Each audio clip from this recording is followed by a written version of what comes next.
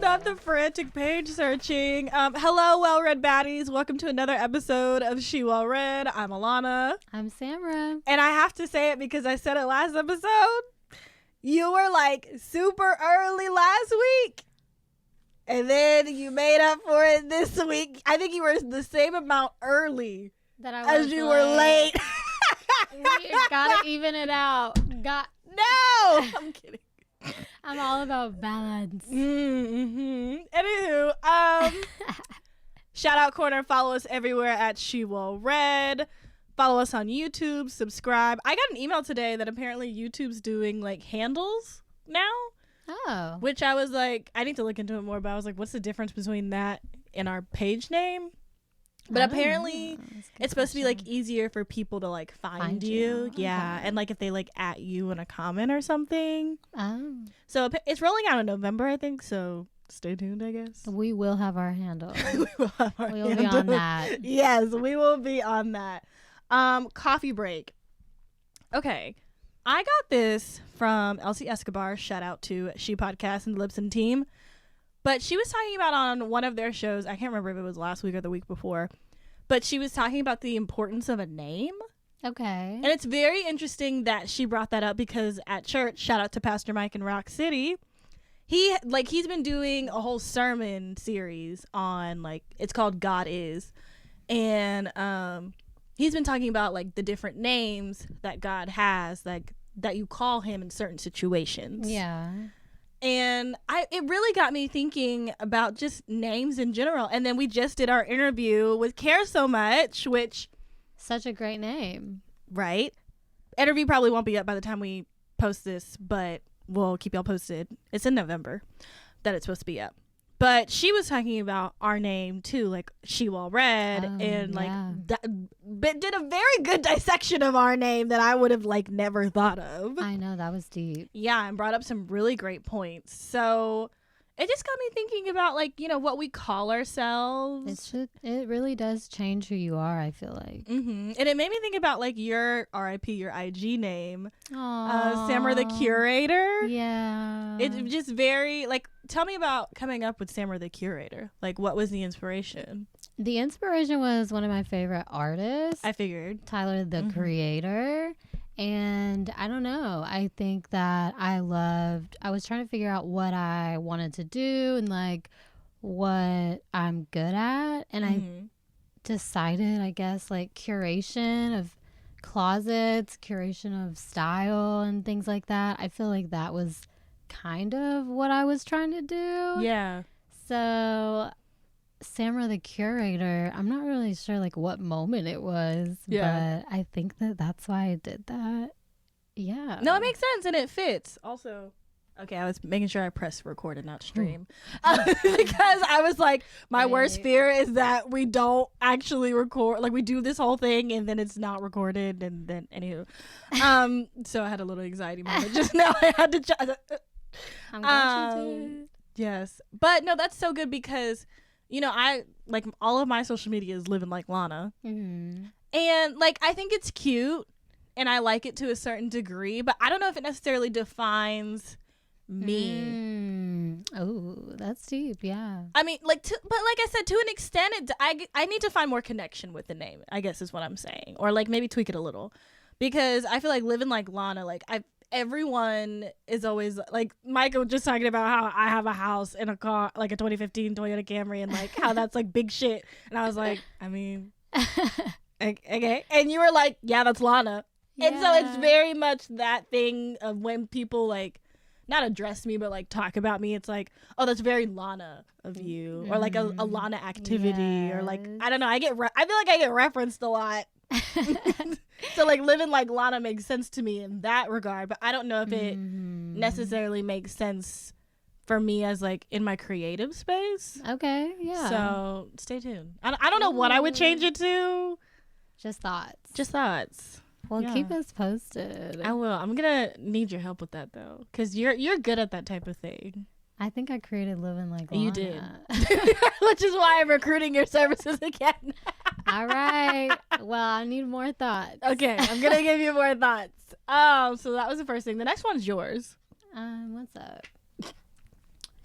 You tell me. Follow everywhere. No, BHAM influencers. Oh, okay, yeah. Okay, so I was just, scrolling on the TikTok, and this woman who is in UAB, or is at UAB, I guess is how you're supposed to say that, but she's a student, and she is romanticizing Birmingham on her TikTok. Wait, I think I've seen that. She's pretty, viral. I didn't realize she was a UAB student, though. Yeah, okay. I was so impressed and had, stalked her page, and that's how I found out she's a UAB student, and that made so much sense to me because I feel like people in Birmingham don't even romanticize Birmingham. We kind of look at it for, the good stuff, but also we look at it for what it really is under the surface. Yeah, or some people look at it as a stepping stone into something else. Yeah, we all have our opinions about Birmingham, and so seeing someone who's not from here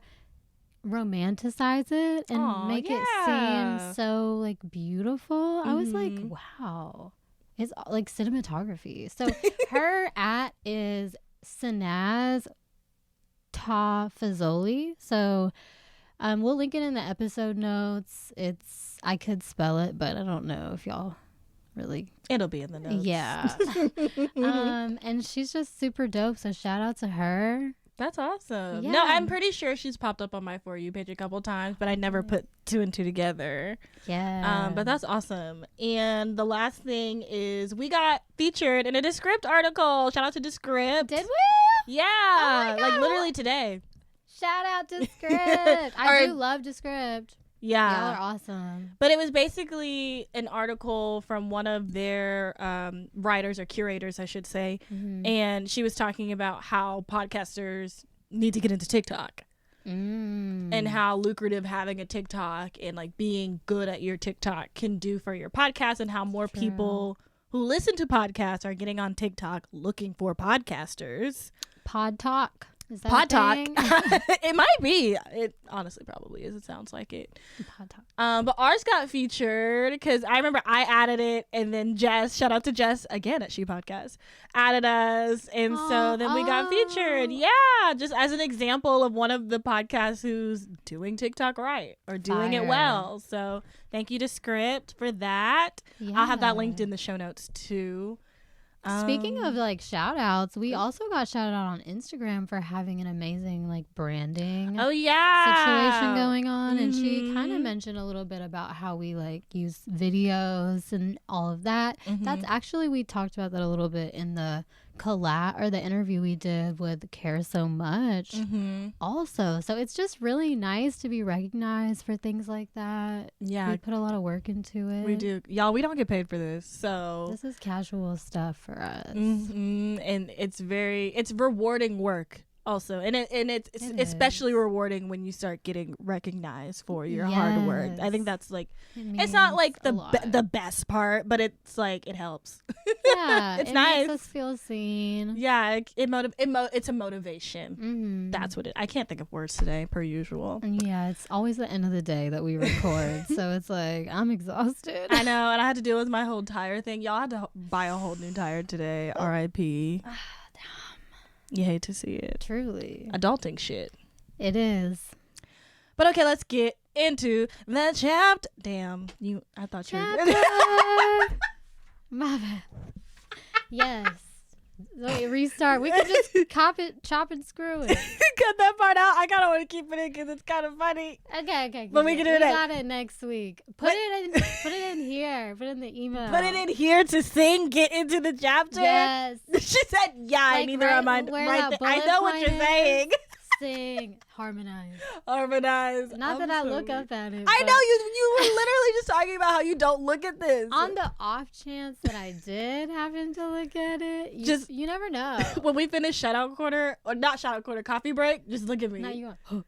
Yeah. Okay, but let's get into the chapter. Okay. Yeah. Which today It's a little heavy. Yeah. It's a little heavy today. She has thoughts. I got fired up all over again. Me too. Even though, because yes, this was 2 years ago, but it's still so relevant. And it's so annoying. Mm-hmm. And I learned a lot of things I didn't know, which I'm not going to skip ahead. Yeah. But all right. Oof. So this essay is called "We Don't Need Another White Savior." Period. We could have ended right there. Good night. All right, cutting our time short. Yeah. Let's get out of here. But basically this chapter, this essay is exactly what it sounds like talking a lot about allyship, performative allyship, what it means to be a real ally. Wow. Just it covers a lot, so let's get into it. All right, first things first. The good kind of ally versus the bad kind of ally, which I think she does a really good job describing it. She did. And there's this quote on 208. It's kind of long, but it made me think of some things that I thought about in the back of my head, but whatever. It says the actions reinforce the narrative that the only way to fight racism is to center whiteness and have white people swoop in to save the day. By speaking on behalf of black people in a we know best kind of way, which history has shown is typically in direct opposition to what black people actually want, and also removes black people's agency and disregards the knowledge and experience black people have accumulated from the decades upon decades of anti-racism work. And the example she uses is white chefs attempting to lead the soul food fusion genre, which makes me think of, Food Network. 90% of them are white. You rarely ever see black chefs on Food Network. Wow. And most of the time it is white chefs doing soul food, which, yes, soul food is a very Southern thing, but it's rooted in because of slavery and was made popular in the 1960s and 70s during the Black Power movement. So it's like this thing that is rooted in blackness but has been covered in this white, gentrified. Almost. You knew the word I wanted. Gentrification. Yeah, it's really representative of what happens in every single black community that gets gentrified. I mean, it's like the food gets gentrified. Everything about our culture gets gentrified. Yeah. Everybody wants to copy it, emulate it in some sort of way, but not pay attention to the things that need fixing. Wow. Making a real tangible change. Which is exactly what she talks about as we go into the summer of 2020. Oof. Which, if anyone remembers the summer of 2020. How could you forget it? It was a lot. We had a pandemic. We had Black Lives Matter. It was a lot going on. And of course, she talks about George Floyd, which... And I'm only going to talk about this for 0.2 seconds because I don't want to give him any more time. Did you see what Kanye said? No, I didn't. He was basically like, George Floyd died of a fentanyl overdose and not because of Derek Chauvin. The family suing for defamation. I saw that and I was like, I wonder what he said. That's what he said. And he said some more crazy stuff today, but I can't with that. Yeah. Well, I guess some of us remember that the events that went down that summer that got us all riled up. Right. And oh. Keep going, my bad. And another thing. I feel like this whole chapter is going to be like that, honestly, because it is very she takes us through it. She does. Even the footnote on 209, which is kind of long, but I'm going to read part of it. Yeah. She says, truthfully, a whole essay could be devoted to the damage that occurs from videos of black people being murdered going viral. On one hand, these videos are what it takes, quote unquote, for the nation to pay attention to the blatant injustices, abuses of power, and results of systemic racism.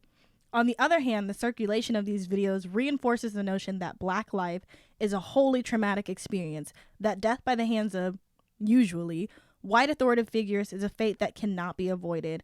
And I wonder what the cost is mentally and spiritually when these videos are used as a means of raising, quote unquote, awareness, when black people are forced to compartmentalize at work in order to engage in small talk small talk Oh. to their coworkers and bosses as if black people aren't being slaughtered. What are the nuanced results of repeatedly being fed the narrative that black people are victims? And at what point are these videos no longer quote unquote news and just propaganda to uphold patriarchal subjugation?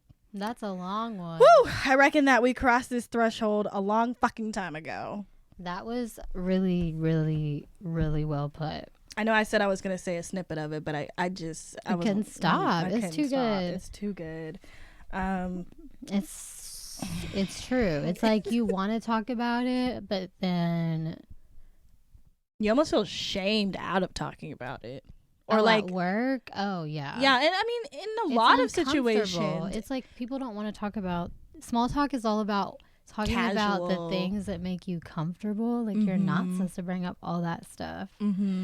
But it's like, how do you not talk about, especially when it goes viral like that? It's like the elephant in the room. Right. And then you kind of wonder sometimes, like, to me, it makes me feel like people aren't allies because, I don't know. It's just, I don't know. Like, I almost feel like you should be offering your condolences or something. Like something other than avoiding the topic. Yeah, like I don't know, like maybe hey, even your boss being like, "Hey, I know what's been going on." My boss did that. She was like, "Hey, I know things are really heavy right now with everything going on. Like, if you need to take a second or like a day off, a mental health hour or two something during the day." I've never been offered that. Like, do what you need to do. And that would be really nice to have, I feel, especially if you're in person and you're like getting dressed to go into work like it's a normal day, but it's just not. It's not. It's just not. And call it for what it is. We can call everything else for what it is. But again, it's that comfort. Which, again, she goes into a lot of that. And also we get into, you know, the whole allyship again, which I love this reference she makes to Project Runway when they go to Mood. I was like, oh my gosh, TBT, literally, welcome to Mood. I was never into Project Runway. She made me want to go back and watch it. You were never into Project Runway? No, I know, crazy. You have to. I watched it because of TD. Okay. Like, she loved Project Runway. So, yeah. I feel like I would binge that one. You probably would. It's a lot of, I cannot imagine. But she compared that into the whole Black Lives Matter. Yes, and how chaotic things were, and it felt like when it happened, it was like all of a sudden there was this like outroar of like, we're gonna do this, we're gonna do this, we're gonna do this, we're gonna do this, and like no actual real plan. Yeah, it was like people want like this fast fix. They want like, they're like, where do I send my money to? And people are like, I don't even know where you send your money to. So people just send money to people who like weren't ready, I guess, and didn't, and feel the need to like, because they're people donating want to see the change that they're doing. So I feel like it's almost our society, our country, I don't know, just our generation, we're so everything needs to be quick and fast and immediate. And so I think that what Phoebe was talking about doing the work even when you don't see the changes, and it may take years, hundreds of years, you may not see it in your lifetime, but you can't like just not do it. Right. It has to happen. If not you, then who? Yeah. But it can't be that if not you, then who? It's like, it's you. Yeah. And it's too late. Like it should have been way before now. Yes. And I like that she mentions the fact that everyone brought this book, like How to Be Anti-Racist. White Fragility? Oh, White Fragility. Which I had no... Did you know? No! I did not know that was a white woman who wrote the book. No, and I want to take it off of our list. Oh, yeah, we got to do that. Because the more and more Phoebe, which we're jumping way ahead in the chapter, but we're here. So the more and more Phoebe talked about white fragility and the author and just everything behind it. So if y'all didn't know, the author of White Fragility, the book that was selling out like crazy during this time and still is apparently, is written by a white woman, an anti-racist academic white woman. That's ridiculous to me. I just don't understand how. I never read it, thank God. But it wasn't for us to read. It was with the intent of white people or people who aren't black, like non-black POC, to read it, to understand how to not be racist and to understand their own inherent racism that they might not think about. I guess I do see the perspective of wanting to hear it from another white person or like somebody who's not in the community, but we get too much of that, people trying to do things for our community that are not in the community, or not asking the community, what do I need to say, or how should I present this, how do y'all want to be represented? At least partner with a black author. At least. And like, I don't know where she got her panel. Yeah, I don't know where she got her sources from for White Fragility, the book. She could have, who knows. That's true. But it's just still. It seems so problematic. It does. Like, how is she not canceled? Well, and Phoebe mentioned, because I don't think a lot of people like us knew it was even written by a white woman. Like, I was like, how the fuck did I not know that? Was her picture in the cover, in the, like, you know what I mean? I never lifted the book. The book has never been in my hands. You're right. I don't know. Not for us. So I guess. But basically, she makes a great point of like, there's this author who, yes, has done the academic research and leads all these anti-bias trainings, which we also find how anti-bias training is actually not the way. Well, yeah. This essay taught me a lot. Yeah. It made me think a lot deeper into these things that I had a very had a very surface level view on. But going back to White Fragility, she talks about all these other black authors and like academic people who study anti-racism and all of those things, and how their stuff is getting less looked at than hers. And also the fact that when she does speaking engagements, the amount of money she's getting paid to do these speaking engagements is wild. And not only that, but only after she was getting criticism about how much she was getting paid did she start giving 15% of her profits.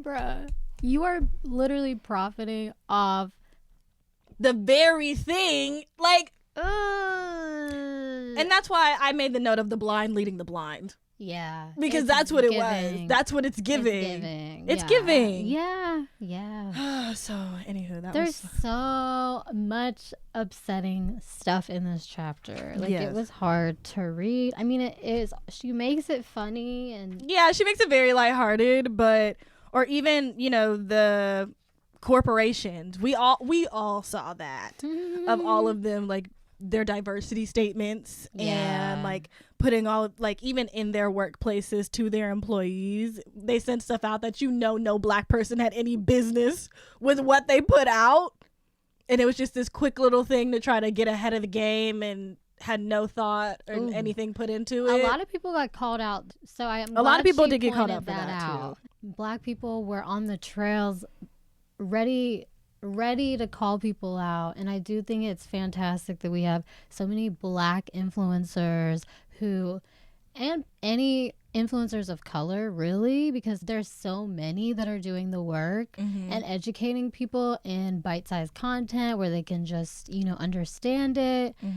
And it's really hard because I get that people don't want to be uncomfortable, but it's so uncomfortable for people of color that I want everyone who's white to like reckon with the uncomfortableness that everyone lives in every single day, every single moment of their lives.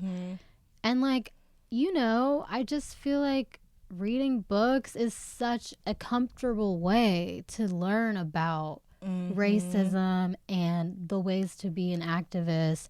And people like the woman who wrote White Fragility are just undercutting all of the like actual deep learning that could be done that makes you feel stuff. And I've never read this book, so maybe I need to read it. I kind of want to read it now just to know what's in it. Like, is it pointing to other things that you can educate yourself with? Because that cannot be the only book that you read. Right, like it doesn't stop there. Like, yes, you can read and gain all this knowledge, but then what are you going to do with that? What's the next step? You can't, like, Or people could argue and say like the reading enlightens them to change as people, because I do like how she mentions in here, I can't remember where, about how, and well, I made a note about it because I was like, find out when your primary elections are, find out when you can vote are, because everyone needs to go out and vote. I have to get registered. I'm cutting you it moved? really close. Yeah, apparently I only have like 4 more days left. Go get it done. So I have to get that done. Yes, but basically about how we have to put people in. Yeah. Like the right that's people true, in. For sure. Also, because they're the ones who are going to do this change that we're trying to make. So, which is, again, points back to what I'm saying and the importance of going out and voting. That's real. And another thing that's kind of off topic, but not really, kind of a point you were making earlier, I saw this one Black girl who's a TikToker. Mm-hmm. And I don't know if this is the message she was trying to send with this TikTok, but this is what I took out of it. Is she was saying, I hate when I have to come on TikTok to look for certain things and I have to put Black girl after it. Oh. Like Amazon finds Black girl, going out outfits, Black girl, Or like hairstyles, yes. Black girl. Mm-hmm. Because if you just look that up on its own, it's everything but a Black girl or a Black person. And it's because that app, I'm not even going to go all the way into that, but it is skewed not for us. Yes. Wow. And I know that's probably not as deep as she was trying to go with that TikTok, but that's how I looked at it. No, it's true. And it's frustrating because I have done that before. I've done like claw clip hairstyles, Black girl. Ah, yeah, I know. I've done the same thing, and it's sad, but I mean, it's like so like, you know, at least, yeah, I don't know. As sad as it is, I'm like, at least someone's not dying because of it. Oh, like it's not that deep. Yeah, Like it's a problem, but it's not as big of a problem as I these don't other know. things. It isn't performative, but I feel like it's like just not as important as the structural stuff. Yeah. But then I feel like so much of the structure was built on racism that I just question the structure itself Altogether. Yeah, which I mean, you should. Also, she talks. She goes into talking about the panels. Oh, the panels, and I remember this too. Like, goddamn, another one where they're like calling all these Black people to come talk about being Black. And it's like, Oh. is this really doing anything? Oh my gosh, I know. It's really true. It's just so many missteps. And speaking of missteps, I just wanted to point out, I think you wrote it down too, but the itakeresponsibility.com, which I had to Google because I was like, bro, this cannot still be up. It's not. I think I remember But the I video. found the video. Yeah. And I was shook because I love a lot of the actors in that video. But she gets very specific about one of them that was in The Devil Wears Prada. And I was Meryl like, Streep. no, she's not in it. Oh wait, did I misread that? Yes. It was an easy one to misread because she mentions Meryl Streep. She doesn't specifically mention the actor, but it was like a subtweet basically. Was it Anne Hathaway? No, that's why I looked up the video. Stanley Tucci? Yep. Okay. I was like, I gotta get I was it. like, it cannot be my girl Anne. So I had to look up the video, and it was Mr. However the fuck you say Stanley his name. Tucci. And he was in fact reading the script. I watched him do it, which it's like, babe. I mean, all of it was just so unnecessary. Was it I keep call her Rachel. Her name is not Rachel in real life. Jennifer Aniston, wasn't she on it? I didn't see her. Okay, maybe I'm thinking of a different one then. I remember one video like that. Yeah, just for any they situation. Were all wearing glasses, and it was like in black and white. Yes. Come on now. Come on, like I just want to shut the fuck up. Yes, but for those who don't know what itakeaccountability.com is, .org. Stop. Because I definitely thought it was .com. No, they really thought they did something.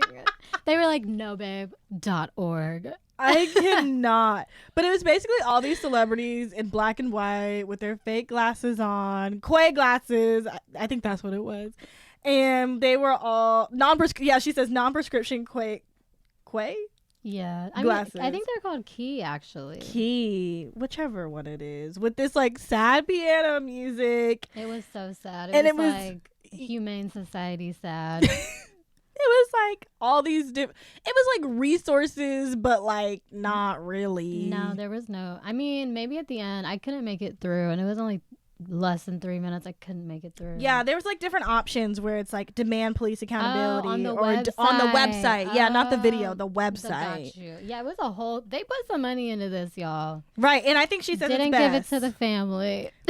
She said that's lazy, trifling, and insulting to the anti-racism educators, activists, organizers, and organizations who don't have the luxury of using a crib sheet and instead must show up prepared. Wait, did I skip a No. No. Of using a crib sheet and instead must show up prepared with knowledge, lived experience, and a dedication to the cause because they understand the gravity that one false step in their execution means they will be disregarded, and more importantly, they grasp the severity of what it means for society to build itself on the foundation of racism and white violence. It's really upsetting. It is. And I just feel like it's all under the surface. If you don't really like look into it and get some different perspectives of people who are educated in these things, because I know I'm not, and sometimes I'll fall for stuff and be looking back when someone like does a think piece on it, talks about how fucked up it was. I'm like, oh shit, Like white fragility. yeah. Literally. I'm like, damn. I was like, yeah, but now I'm like, oh. So it's hard to keep up with all the trifling activities that are happening, but it's like the ones that are blatant, like I take responsibility.org. no, you don't. I'm sorry, but no, you don't. I didn't believe a word anyone was saying in the video. And they're actors. They're supposed to make me feel something. Right, and they made you feel nothing. I was upset. Right. And then I can't imagine from Phoebe's perspective, because I was thinking about like how she actually maybe knows these people. That's what she was saying. She said, I know some of y'all. Like, what? But there was a couple quotes that she said that really hit me. One's on 214 where she says, why did it take countless horrifying deaths to see black people as human instead of simply as trauma porn?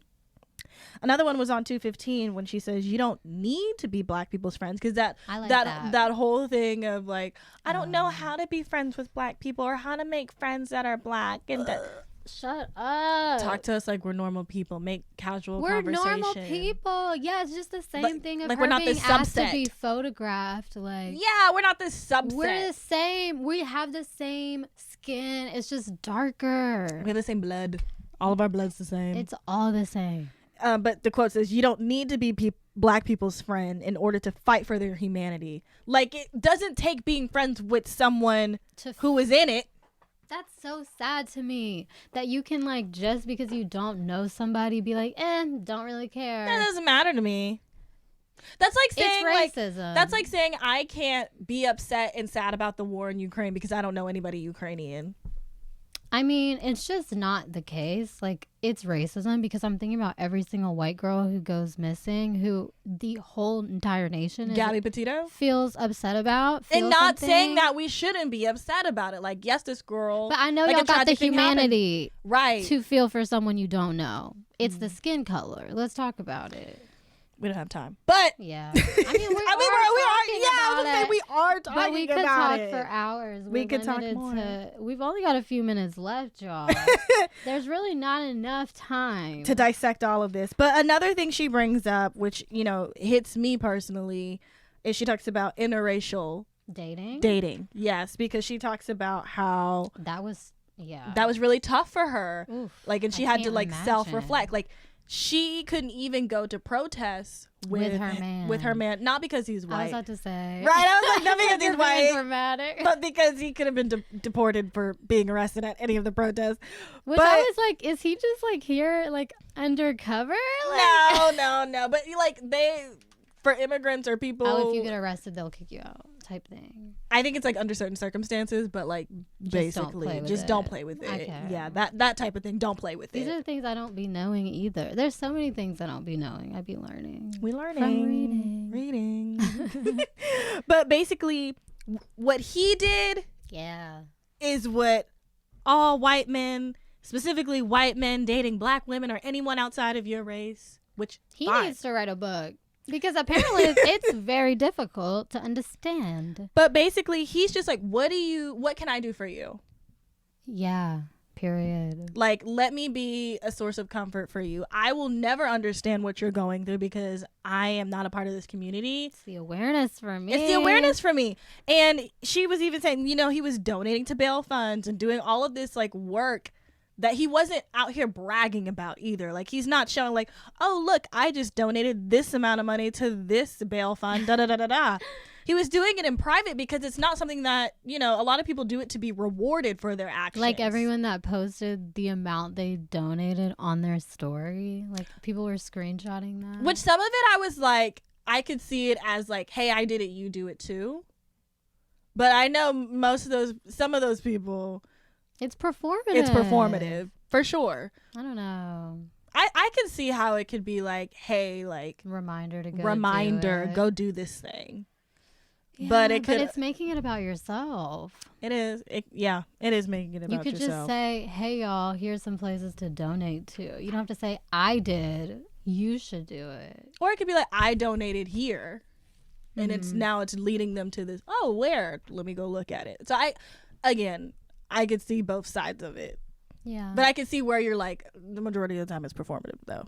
Yeah. Or it can be performative. Mm-hmm.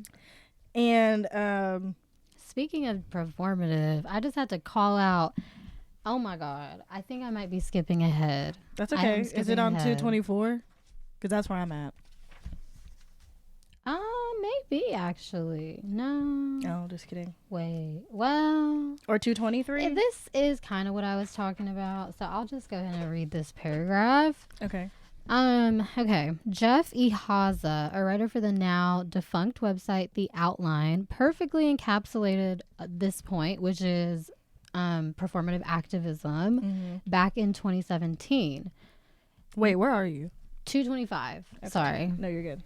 It says, one of the most crippling tendencies of modern liberals is their obsession with being seen, whether it be at a protest wearing a fuzzy pink hat alongside Madonna or in a viral tweet totally owning the president. This preoccupation with optics is more often than not frighteningly self-centered. From performative activism to a fixation on clever protest signs, modern liberals know better than anyone else how to cash in on a political movement, but they know very little about how to harness the power of one. Because to harness the power of one, I think you'd have to give the power to the people who are being oppressed. Yes, and I don't think anyone wants to do that. Right. The police are still not defunded, y'all. Which I think that's one of those things where it's like baby steps. Like, that's gonna take a while. It's never gonna happen. Never say never. I'd love to see it, y'all. Again, I was about to say it may not happen in our lifetime, but I think one day it could happen. I hope so. Or another quote that she has on 224 is, the problem is when the act of performing and the endorphin high that comes with it ends up being the sole objectives as opposed to the byproduct of anti-racist work. And that was my point when I was talking about donating to bail funds, or like donating and then like showing the receipts about how that can be performative. Basically, she summed that up for me. Perfect. No, yeah. I mean, it's like we did get the different colored Band-Aids. There are little things that came out of it. We got a lot of like, but it's like, again, why wasn't this already a thing? Again, like she says, why did black people have to be murdered and on camera? Because that's the other thing. This isn't the first time shit like this has happened. It's just the first time it made such a big impact. I know, because we watched it for 9 minutes and people still don't believe it, but it's we're like not. It was like what has to happen? What's to be a Negro in this country and to be relatively conscious is to be in a state of rage almost all of the time. But Phoebe adds, James Baldwin. Yeah, Phoebe adds to that. I think everyone's heard that. If you're black, you've heard that quote. If you're anyone. Yeah, if you're anyone. But just in case. Yes. Had to shout him out because period. But Phoebe says to be white in America is, in some ways, to not be conscious at all, rather to be in a state of constant awakening, a state in which grace and patience from others is requested and expected, yet others hope that the newly awakened, quote unquote, would remain just that, awake and retain information that would inform their behavior going forward is deemed unrealistic. Yeah. I love that, because there is so much of the like people just kind of chilling on the sidelines, and then something big happens, which should never have happened, and that's, you know, when everyone gets up in arms. And it's like how Phoebe puts it, this is the same tired ass song that y'all have been singing for generations. And it's just not new to anyone else. It's heartbreaking every time, whether everyone knows about it or whether nobody knows about it. And it just happens to every single minority in this country. And it's just scary to be one of the minorities in the country, to potentially be having kids who will be minorities in the country. And that's something that, you know, if you're in an interracial couple, like, I know Phoebe has probably thought about like her kids having a white dad. She's not having kids. Oh yeah. Oh, never mind. She has not thought about this. Okay, never mind, Phoebe. You get to like sit out on that one. That's kind of nice. But for other people who have like a parent who is not oppressed, and then they have a kid who is oppressed, like, what is that relationship dynamic like? And hopefully it's one where the parent is aware of, you know, the atrocities that happen to people in this country, and they don't belittle their child. And hopefully there's someone who is remaining awake, I guess, to be honest. Yeah, for sure. And then again, with that notion of this is not going to be the last time this happens on 2:30, which I remember when this, like, my blood was boiling at this point. Ma'Khia Bryant, an Ohioan teen who was gunned down by the Columbus police officer minutes before the guilty verdict of Derek Chauvin. And but just like Phoebe, like what hurt so bad about this one especially was that she was the one who called the police for help. Yeah, don't do it. And the only reason she was holding a knife was because her life was being threatened, and it was self-defense. That's a scary situation. And I didn't know this part, but several Columbus police officers chanted "Blue Lives Matter" at the scene of the crime. I just...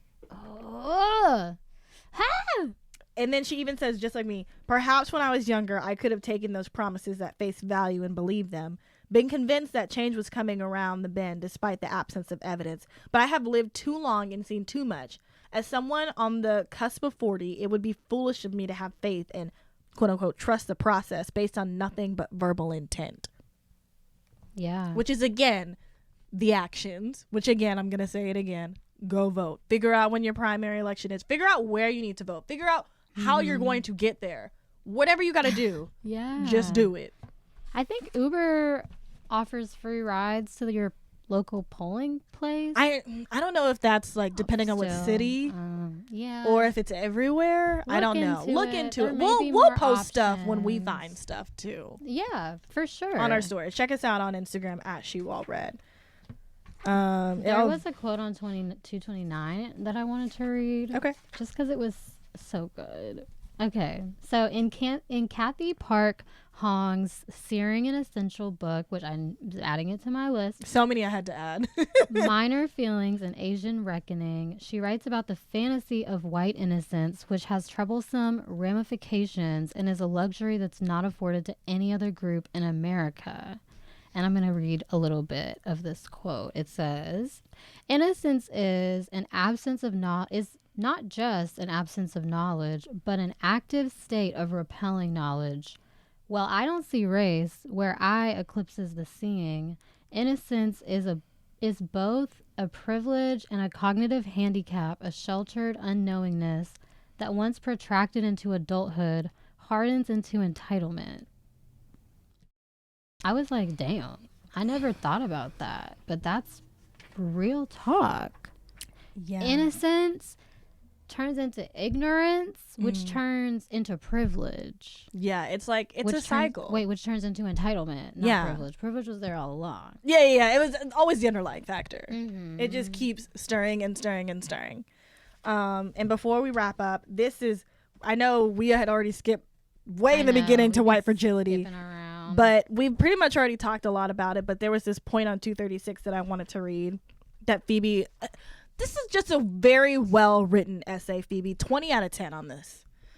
She says the point is that when qualified Black people are left out of the conversation and their contributions are ignored so that only white people are in the room, it fills white consumers of anti-racism teachings with the sense that they are to become the white saviors who will swoop in and save the day, and that attending these white-run workshops is the first step they need to take in becoming the social justice warrior, which no one asked for, by the way. I mean, it's like it's just difficult. It is. And I think it wraps up this chapter very well of just, there's so much, but the answer is literally so simple. Mm-hmm. Like, that's how I feel about the whole thing. It is way easier. She literally ends it with, don't save us, see us. Wow. It's just that easy. It's not that hard. And just listen. Just listen. Yeah. And don't make your own I don't know. Like, there's good allies and there's, I don't even want to call them bad, because I think they're well-intentioned. Well-intentioned, yes, but ill-advised. Oh, well-intentioned but ill-advised. I think that's the best way I can nicely say that one. That's the title of the episode. Best intentioned but ill-advised? Yeah, well-intentioned but ill-advised. Because I wouldn't say it's the best intention. Yeah. It's like that's trying. Pushing it a little. Yeah, well. Well, we hope that you enjoyed this episode of She Well Read. Obviously, per usual, email us at shewellread@gmail.com if you have anything to add to the conversation. Another plug I want to do is comment about the stuff that we post. We've been posting a lot of clips of the show on Instagram and TikTok and obviously YouTube. So if you have thoughts on those clips, put it on there, and I'm going to start reading those comments on the show. So that's another way to get involved with us. Period. I like that. And stay tuned for Scary Stories. Scary Stories. She's a-coming. Oh, she's here. By the time this airs, she's here. Oh, okay. So I hope you've been listening to Scary Stories. Love it. This chapter was scary. Burp. This was our Scary Stories. Hope you enjoyed it, because I know I did. Not. Until next time, I'm Alana. I'm Samra. Bye. Purr.